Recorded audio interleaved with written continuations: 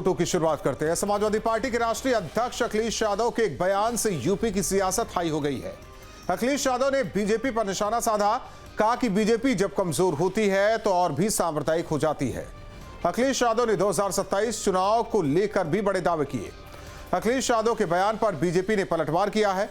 BJP ने इसे हार की बौखलाहट में दिया बयान करार दिया।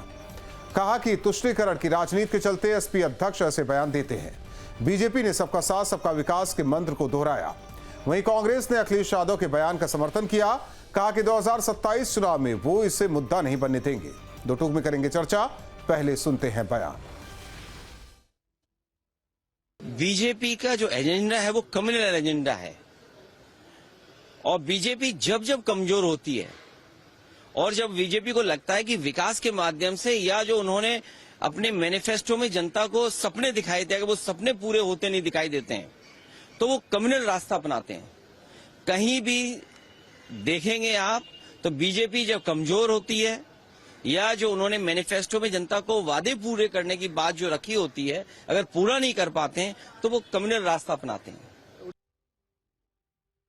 कि अखिलेश यादव जी एक संप्रदाय विशेष के वोट पाने के लिए बड़े यत्न प्रयत्न करते हैं और उस तरह से कहते हैं कि भाजपा सांप्रदायिक है। मुझे लगता है भारतीय जनता पार्टी अपनी कैच लाइन सबका साथ सबका विकास और सबका विश्वास पे काम करती है।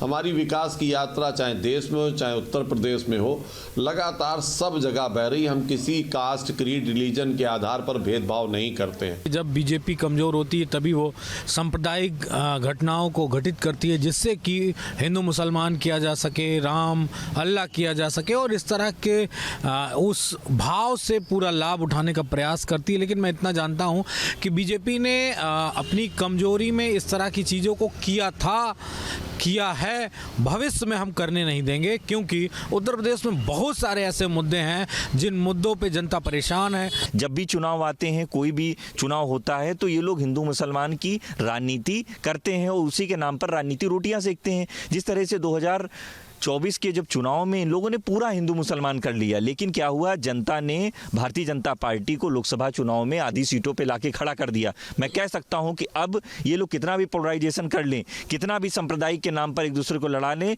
2027 में भारतीय जनता पार्टी की विदाई तय है। और ऐसे में बड़े सवाल, एसपी की सियासी मजबूरी, बयानों में तुष्टीकरण जरूरी। तुष्टीकरण बनाम विकास 2027 में तस्वीर होगी साफ। सियासी कमजोरी ढकने का हथियार, विकास पर सांप्रदायिक वार। जब बीजेपी कमजोर होती है और भी सांप्रदायिक हो जाती है। एसपी समाज को जोड़ती है, बीजेपी समाज को तोड़ती है। इन्हीं सवालों के साथ मेहमानों से करेंगे चर्चा। आलोक वस्सी, नेता बीजेपी, सुधीर चौहान जी, प्रवक्ता समाजवादी पार्टी, हिलाल अहमद जी, प्रवक्ता कांग्रेस, डॉक्टर प्रवेश चौधरी जी, प्रवक्ता वीएचपी। आप सभी मेहमानों का दो टूक में स्वागत है। हिलाल साहब, बीजेपी पर सांप्रदायिक होने का आरोप लग रहा है। कहा जा रहा है कि जब जब कमजोर होती है बीजेपी और भी सांप्रदायिक हो जाती है। उनका कहना है हम तो सबका साथ सबका विकास वाली राजनीति करते हैं, हमने कहीं भेदभाव नहीं किया, हमने सबका योजनाओं में सबके साथ खड़े रहे। सवाल है कि ये आरोप क्यों? 27 से पहले माहौल बनाया जा रहा है, बताया जा रहा है।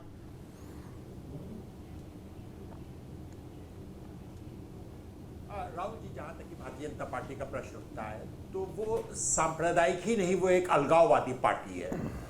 वो जो है वो सबको आपस में लड़ाती है। गुजरात में है तो वहां के पर यूपी के लोगों को जो है वो उनके ऊपर अलग तरह के कमेंट करती है, बताती है कि यूपी के लोगों की वजह से गुजरात में हालत खराब है। जब वो महाराष्ट्र जाते हैं तो वहां पे मराठा नॉन मराठा का झगड़ा शुरू कर देते हैं। वो जब उत्तराखंड में आते हैं तो वहां पे अभी हमने देखा कि किस तरह से उन्होंने नॉर्थ ईस्ट को और उत्तराखंड के लोगों को अलगाववाद को लेकर के वहां पर जो दुर्घटना घटित हुई उसको हम देखते हैं। जाति को जाति से लड़ाते हैं वो आपस में, धर्म को धर्म से लड़ाते हैं। तो भारतीय जनता पार्टी की तो पूरी की पूरी राजनीति जो है वो अलगाववादी है। वो जो है वो समाज को खंड खंड में बांट देना चाहते हैं। वो पूरे भारत को अलग अलग क्षेत्रवाद में, अलग अलग जाति में, अलग अलग धर्म में बांट करके और सत्ता पे काबिज रहना चाहते हैं। निश्चित रूप से दुर्भाग्यपूर्ण है और जनता धीरे धीरे अब इन सब बातों को समझ भी रही है और निश्चित रूप से आने वाले समय में जनता जब वोट करेगी तो वो इन कारणों से नहीं करेगी। हाँ, इलेक्शन कमीशन क्या करेगा उसके बारे में कोई कुछ नहीं कह सकता है। आरोप तो आप लोगों पर लगाती है बीजेपी ये ही कि देखिए हिंदुओं से नफरत करते हैं, समुदाय विशेष से प्यार करते हैं। वो आपको अलगाववादी कहती है, आप उन्हें अलगाववादी कहते हैं। नहीं, भारतीय जनता पार्टी कहां अलगाववादी किसी को कहती है। भारतीय जनता पार्टी तो खुद ही अलगाववादी है, उनकी तो पूरी राजनीति अलगाववादी के ऊपर है। वो कभी अलगाववादी नहीं कहते। उनका तो बहुत सीधा सा है कि अलगाववादी में उन्होंने एक हर जगह पर किसी न किसी प्रकार का एक ऐसा खड़ा कर रखा है, चाहे क्षेत्रवाद के नाम पे, चाहे धर्म के नाम पे, चाहे जाति के नाम पर, जिसके खिलाफ ये पॉलिटिक्स करते हैं और उसके साथ जो है विपक्ष को भी जोड़ते हैं। तो इससे वो जो है उनकी पॉलिटिक्स ही अलगाववादी है। वो किसी को नहीं कहते कि कौन अलगाववादी है या कौन सांप्रदायिक है ना, वो कह ही नहीं सकते। ये तो वो मेडल है जो वो अपने सर के ऊपर रखना चाहते हैं।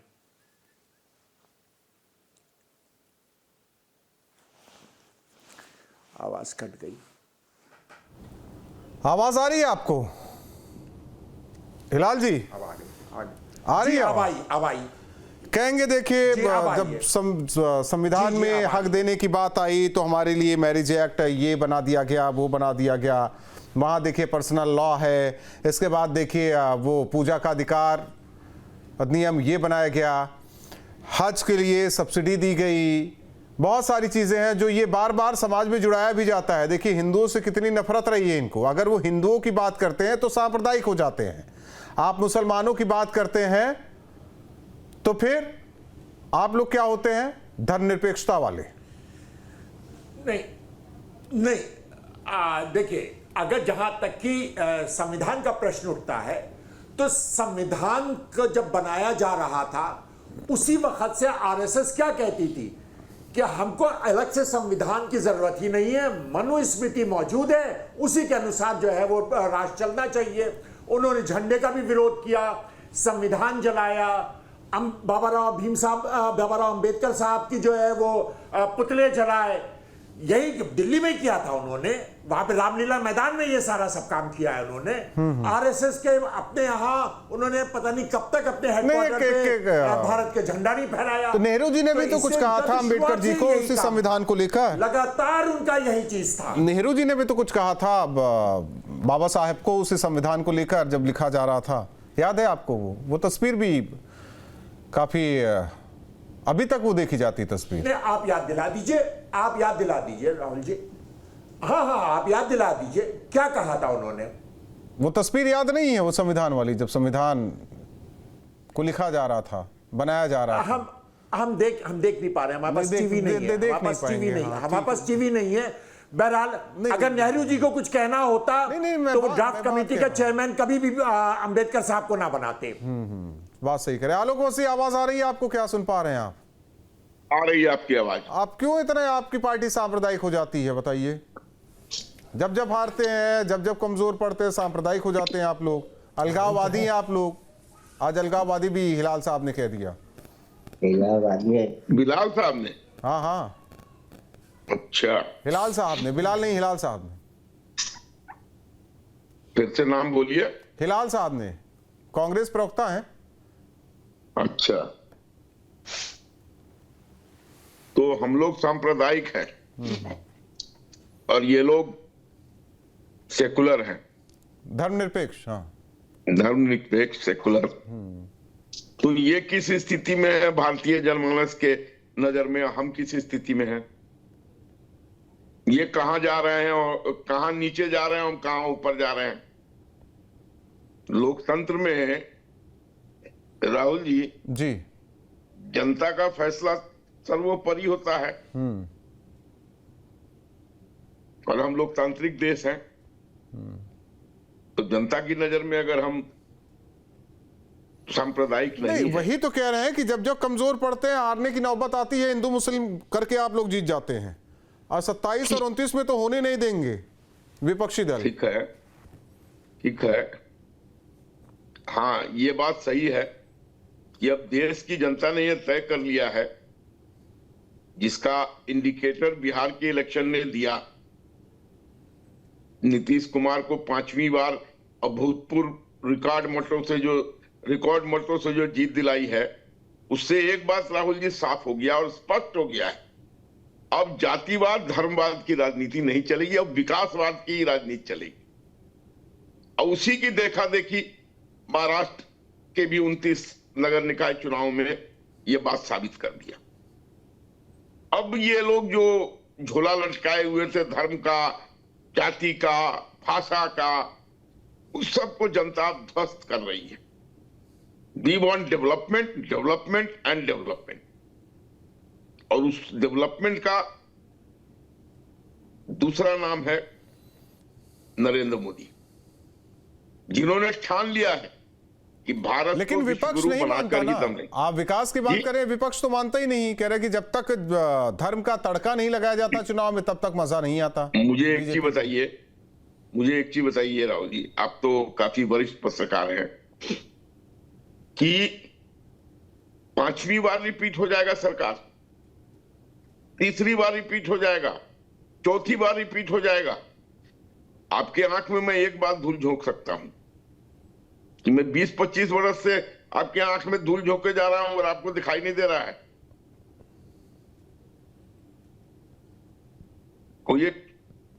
कोई एक लिमिट तक ना कोई किसी को बेवकूफ बना सकता है। यही बात तो विपक्ष कह रहा है, 24 में हमने रोक दिया ना। यही चीज विपक्ष ने कहा 24 में हमने रोक दिया, पूर्ण बहुमत वाली सरकार नहीं बनने दी। एनडीए की सरकार है, बीजेपी की नहीं।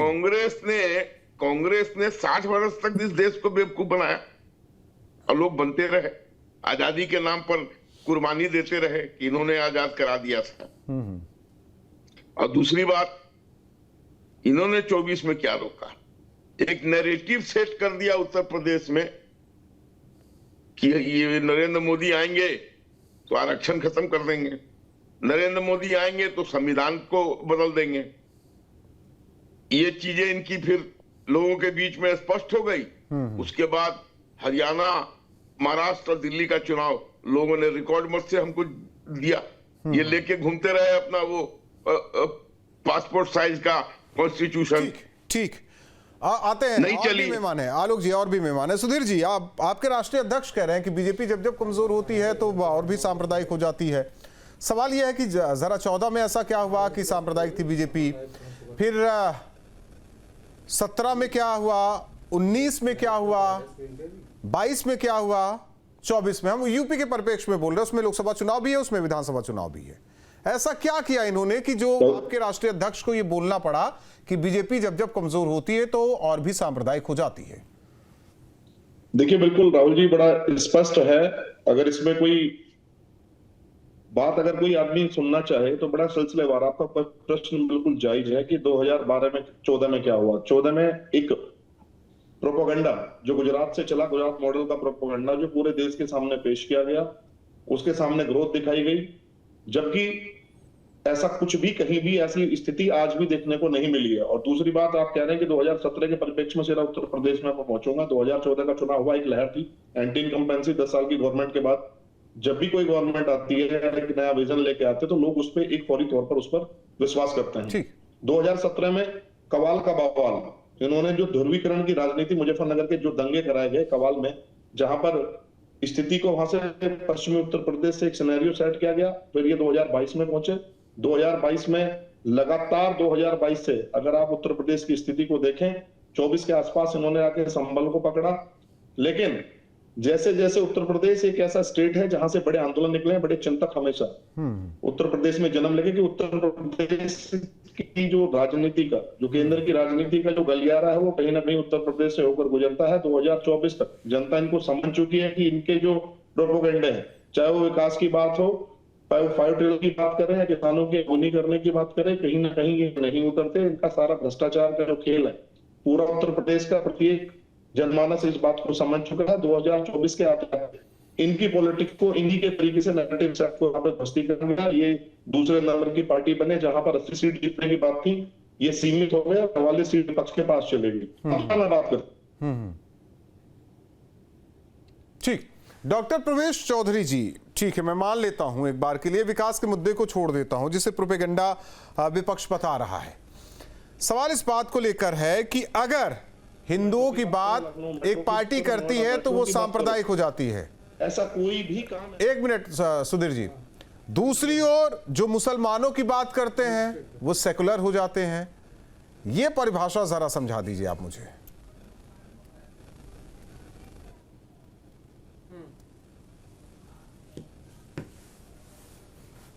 नहीं, हिंदू इसी देश में रहता है ना कि बाहर रहता है कहीं पे? हिंदू इसी देश में रहता है ना, पहले से रहता आया है। तो हिंदू के अधिकार की बात, हिंदू हित की बात तो होगी ना इस देश में, तो होगी कि बाहर होगी? इससे इसी देश में होगी। और जो कहते हैं, जो आपने कहा विकास पर बात ना हो, क्यों नहीं हो विकास पे बात? वो प्रोपेगेंडा हम है। हिंदुत्व की बात करते हैं तो विकास की बात करते हैं। विपक्ष के लिए वो प्रोपेगेंडा हिंदुत्व है। ही एक ऐसा विचार है जो कहता है सर्वे भवन्तु सुखिना। नहीं, वही मैं कह रहा हूं ना, सर्वे भवन्तु सुखिना का मंत्र हिंदू देता है, तो फिर दिक्कत क्या है? तो हिंदू की बात तो होगी ना। एकम सद विपरा बहुधा वदंती की बात हिंदू देता है, वसुधैव कुटुंबकम की बात हिंदू करता है, तो फिर इसमें समस्या क्या है? तो हिंदू की बात तो होगी ना। अब कुछ लोगों को समस्या क्या है कि वो कुछ छोटे से वोट बैंक के लिए हिंदू जो संस्कृति है, हिंदू जो सभ्यगत मूल्य है, हिंदू जो विचार दृष्टि है, उसकी उपेक्षा करते हैं, उसका क्रिटिसिज्म करते हैं एक छोटे से वोट के लिए। और जिनके वोट के लिए वो प्रयास करते हैं, हम तो कहते हैं कि वो कुछ पीढ़ी पहले वो भी हिंदू ही थे, उनके भी राम उतने थे जितने हमारे आज हैं। कभी वह भी अयोध्या के अंदर जाकर के रामलला के दर्शन करने जाते थे, कभी वो भी काशी और मथुरा में जाते थे, तो सब एक ही था। लेकिन अब लड़ क्या रहे? और एक पूरी खाई पैदा करने का काम जो है ये अखिलेश यादव और तमाम लोग कर रहे हैं। और देखिए अखिलेश यादव क्या रहे, जो पारिवारिक समाजवाद के प्रतिनिधि हैं, इनका समाजवाद ऐसा है कि जिसमें कि अगर राज्यसभा में भी जाना है, लोकसभा में भी जाना है, विधानसभा में भी जाना है और किसी बोर्ड का चेयरमैन भी बनना है तो परिवार के लोग ही बनेंगे। लगभग 40 लोग एक ही परिवार के विभिन्न आयोगों के चेयरमैन, विभिन्न राज्यसभा में, लोकसभा में, कमिश्नर में, हर जगह। तो पारिवारिक समाजवाद वाले लोग जो हैं वो हिंदुत्व को नहीं समझ सकते, क्योंकि हिंदुत्व तो कहता है कि साईं इतना दीजिए जामे कुटुंब समाए, मैं भी भूखा ना रहूं और साधु भी भूखा न जाए। तो जो ऐसी सोच रखने वाले लोग हैं उनसे कैसे बन सकती है अखिलेश यादव की पारिवारिक समाजवाद वाले के लोगों की? कभी नहीं बन सकती। इसलिए वो इस तरह की राजनीति करेंगे, वो उनका धर्म है कि वो ऐसा ही करेंगे। बार बार एक डिवीजन क्रिएट करने का प्रयास इस पार्टी के द्वारा समय समय पर किया जाता है, इस पार्टी के नेताओं के द्वारा किया जाता है, और पार्टी का मुखिया चुप हो जाता है। अभी दिल्ली के अंदर अवैध निर्माण को हटा रहे थे तो समाजवादी पार्टी का नेता दिख जाता है, छोड़ देते हैं उसको। कहीं पर कुछ हमला, कुछ बात होती है, प्रवेश जी, हिंदू हित डॉक्टर की बात प्रवेश होती जी, है, छोड़ देते वहां हैं। समाजवादी ठीक। पार्टी का नेता चला आता है। तो इनकी राजनीति भाई साहब इसी प्रकार की है। अब इनके हिलाल बारे में जी, हम क्या कह विपक्ष सकते हैं? क्या एक लेकिन हमको वोट बैंक खुशी को है खुश करने के कि आज लिए कम से बीजेपी कम को सारे सांप्रदायिक हिंदुत्व को बताकर हिंदुत्व की ये बात तो जताने हो रही की है। कोशिश कर रही है कि जो है रहनुमा हम ही लोग हैं, चाहे उसमें समाजवादी पार्टी हो या कांग्रेस।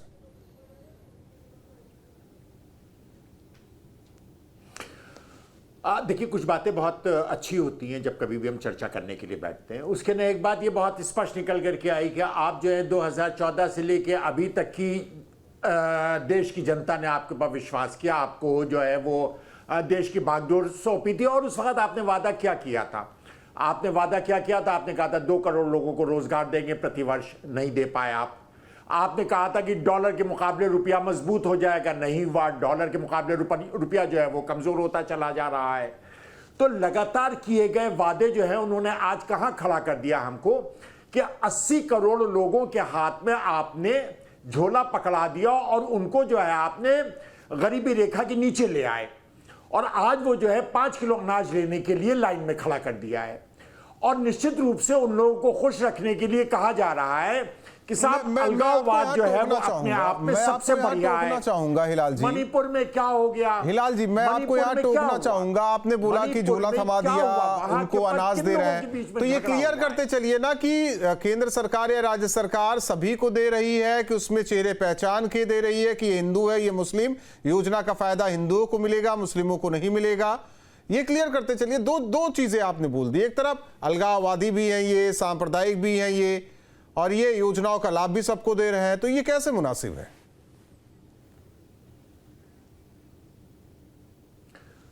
हमारा सिर्फ ये कहना है कि भारतीय जनता पार्टी के पास किसी प्रकार की ना कोई नीति है, ना ही देश को आगे बढ़ाने के लिए कोई रणनीति है। आज की तारीख में आप जो है वो उस हालत पे पहुंच गए हैं जहां पर अमेरिका आपका हर प्लेटफॉर्म के ऊपर मजाक बनाता है। आज भारत को इतना कमजोर कर दिया है कि ट्रम्प जो है वो लगातार जो समझ में आता बोलते हैं, और हमारे प्रधानमंत्री एक दफा उफ भी नहीं करते हैं, एक दफा बताते भी नहीं है कि क्या हो रहा है, क्या सच है, क्या नहीं सच है। और आप इतने ज्यादा आज विश्व पटल के ऊपर कमजोर हो चुके हैं। आज की तारीख में भारत जो है वो करीब करीब अप्रासंगिक होता चला जा रहा है। आज आप किसी के साथ व्यापार कर नहीं रहे हैं, और जितने आपके करोड़पति हैं वो सारे के सारे देश छोड़ के जा रहे हैं। विदेशी तो आने दीजिए यहाँ निवेश, मामला अभी उसकी तो कोई बात ही नहीं है। जो स्वदेशी है वो भी आपको छोड़ के चले जा रहे हैं। ये समझ में नहीं तो इस वजह से आप जो है सांप्रदायिकता के अलगाववाद के नाम पर देश नहीं चला सकते। हाँ, कुछ समय के लिए लोगों को भरमा सकते हैं और उनसे वोट हासिल कर सकते हैं। आलोक जी, क्या स्थिति है देश की, बताइए। कुछ हो नहीं पा रहा है, इसीलिए सांप्रदायिकता की ओर बढ़ते जा रहे हैं आप लोग।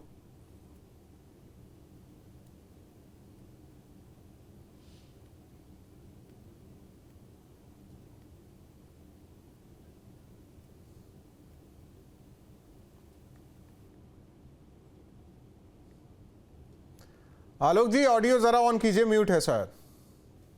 सॉरी। जब नरेंद्र मोदी, इनके हिसाब से तो देश खत्म है, हो सकता है कुछ दिन के बाद दुनिया के चित्रपट से भी गायब हो जाए। लेकिन मैं इनको एक चीज बता देना चाहता हूं कि नरेंद्र मोदी जी ने जब 2014 में जनता के आशीर्वाद से टेक ओवर किया था, तो हम 11वीं सबसे बड़ी अर्थव्यवस्था थे।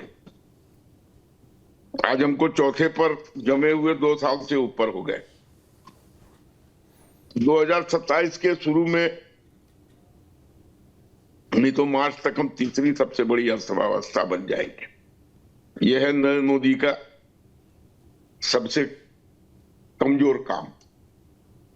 जब उन्होंने टेक ओवर किया था तो हमारे यहाँ 70 एयरपोर्ट थे, आज 145 एयरपोर्ट हैं। उन्होंने जब टेक ओवर किया था तो भारतीय सैन्य स्थिति बहुत कमजोर थी। आज विश्व में चौथे स्थान पर हमारी सैन्य शक्ति को आंका जा रहा है। ये भी ये गलत काम किया नरेंद्र मोदी जी ने। 77,000 किलोमीटर 4 लेन 2 लेन हाईवे का निर्माण अभी तक हो चुका है, वो भी एक गलत काम हो गया। देश पीछे पिछड़ गया। 80 करोड़ जनता को राशन, 5 लाख का मेडिकल इंश्योरेंस, 11 करोड़ को रसोई गैस, 19 करोड़ को शौचालय। ठीक है, मैं मान लेता हूं आलोक जी, आलोक और 7 करोड़ को मकान दिया गरीबों को। में आपने ये चेहरा देखकर योजनाएं वितरित की, वेलफेयर जो भी स्कीम्स के तहत, कि हिंदू है, मुस्लिम है, सिख है, ईसाई है? जी नहीं। तो फिर आरोप क्यों लगता है सांप्रदायिक होने का? 36% मुसलमानों को आलोक जी मकान का लाभ मिला है। सवाल है, तो फिर आरोप क्यों लगता है आप पर सांप्रदायिक होने का और मुस्लिम विरोधी होने का? है कि हाँ, हमने अपीजमेंट की पॉलिसी नहीं की। हम टोपी पहन के बिरयानी नहीं खाते हैं, लेकिन हम सबको समान दृष्टि से देखते हैं। हम अपीजमेंट नहीं करते हैं, तरजीह नहीं देते हैं किसी को। 41% महिला ये शौचालय नहीं छोड़ देते हैं। मैं समझ गया। राकेश जी जुड़े हैं, राकेश अहीर जी हमारे साथ, समाजवादी पार्टी के प्रवक्ता है। राकेश जी, जी, जो आप लोग करना चाह रहे हैं वो बीजेपी नहीं करती, इसलिए सांप्रदायिक है वो। देखिए राहुल जी, भारतीय जनता पार्टी को आपको पता है कि धर्म और मजहब और जाति पे राजनीति इनका पहले से आ रहा है। ये तो राम को ला सकते हैं तो हनुमान जी को उड़ा सकते हैं, कोई गुरेज किसी को नहीं। ये उस पारंपरिक परंपरा को आप देख रहे हैं कि किस तरीके से जो काशी कला साहित्य संगीत राण साण सिंगी सन्यासी का जो शहर माना जाता है काशी, उस काशी में लगातार बुलडोजर चढ़ के उस पारंपरिक धरोहर को जमींदोज कर रहा है, मगर वहां कोई न सनातनी आहत हो रहा है न कोई हिंदू आहत हो रहा है। अगर हाँ, लेकिन एक वर्ग आहत हो रहा है जरूर, हिंदू नहीं आहत हो रहा, ये आप बात सही कह रहे हैं, लेकिन एक वर्ग आहत हो रहा है। एक वर्ग आप जिक्र जिसका कर रहे हैं राहुल जी, आप उसको स्पष्ट करें। भाई चल ही रहा है वहां भी बात, मस्जिद कमेटी ने बोल दिया मस्जिद नहीं हटाएंगे, वहां ताला जड़ के चला गया। आप बात सही कह रहे हैं।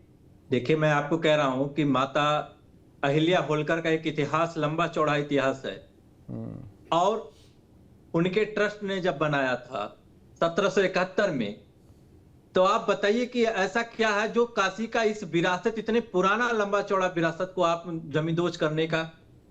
उसी में एक शंकराचार्य ने यहां तक कहा कि 150 मंदिर तोड़े गए, जो मंदिर पुराने हैं, जो पुराने परंपरा का एक प्राचीन है, जो स्वर्णिम अक्षरों में अंकित है, उस नकाशा में, उस प्रवृत्ति में कि लोग देखें तो ये लगता है कि इस सन में ये चीज बनाई गई थी, इस सन में इस चीज को बनाई गई थी।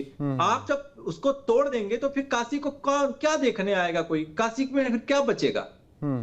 जो पुरानी इमारतें, पुरानी धरोहर, जब आप अगर उसको जमींदोज कर देंगे तो फिर टूरिज्म खत्म हो जाएगा, टूरिज्म जो आएंगे। चलिए, बहुत चिंता है आपको, मैं मानता हूं इस बात की चिंता आपको, बहुत अच्छी बात है। और अभी जो भाजपा के साथी गिना रहे थे सैन्य शक्ति, मैं तो आपके चैनल पे अभी जस्ट जुड़ा, तो मैं पूर्व की बातों को मैं नहीं सुन पाया। ठीक, कोई बात नहीं। डॉक्टर प्रवेश जी बताइए, दे दिया ना वाराणसी का उदाहरण, एक तरफ ये बता रहा है कि सांप्रदायिक है, दूसरी ओर बता रहे हैं हिंदू विरोधी भी है, ये चीजें क्लियर नहीं हो पा रही हैं। मैसेज क्या देना चाह रहे हैं दर्शकों को हमारे, ये भी नहीं समझ में आ रहा है। नहीं, वो क्लियर एक्चुअली राहुल जी वो क्लियर ही नहीं है। या एक मजहब के चिंतक बने, चिंतक बने या एक मजहब के चिंतक बने। देखिए, हिंदू यदि कहता है तो धर्म की बात करता है, और धर्म का कहने का मतलब, भारत में विवेकानंद जी ने कहा कि भारत की अगर कोई यूएसपी है ना तो वो धर्म है। उन्होंने कहा ना कि हर देश का एक अपना चरित्र होता है।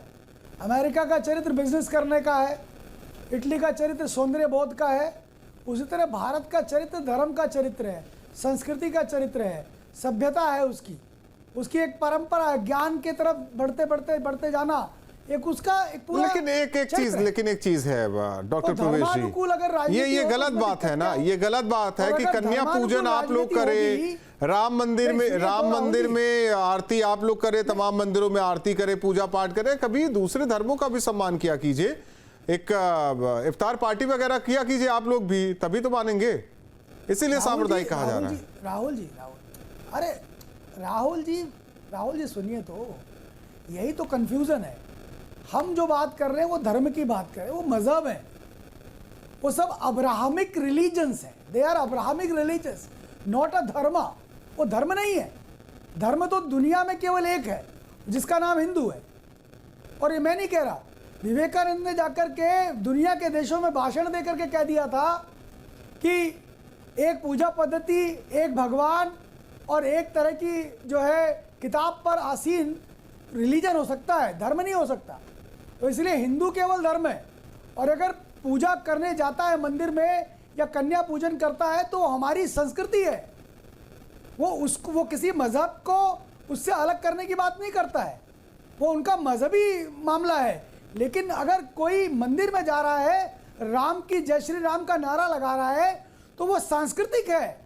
आप दोनों में अंतर नहीं, समझ उससे भी लीजिए दिक्कत है कि हिंदू यहाँ की संस्कृति है। चलिए, वक्त नहीं है, बहुत बहुत धन्यवाद आप चारों मेहमानों का। अखिलेश यादव ने बीजेपी को कहा है कि जब जब बीजेपी कमजोर पड़ती है तो सांप्रदायिक हो जाती है। बीजेपी का कहना है कि हम कोई भेदभाव नहीं करते, सबका साथ सबका विकास के तहत सबकी बात करते हैं। लेकिन अखिलेश यादव के इस बयान से यूपी में सियासी पारा हाई हो गया है। दो टूक में इतना ही।